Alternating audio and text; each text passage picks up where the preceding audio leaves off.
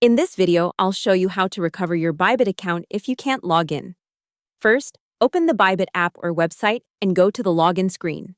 Under the login button, tap Forgot Password. Enter the email or phone number you used to register, then tap Next. Bybit will send you a verification code or password reset link. Enter the code, create a new strong password, and then try logging in again. If you no longer have access to your email or phone, tap Can't Access / Need More Help on the same page if it's available. Or go to support/help center from the app or website. You'll need to open a ticket and explain that you've lost access to your contact details. Then follow Bybit's instructions for identity verification so they can review your case.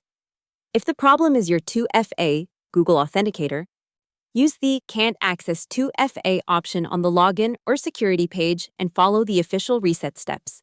Hope the tutorial was helpful. Subscribe to my channel and see you in the next video.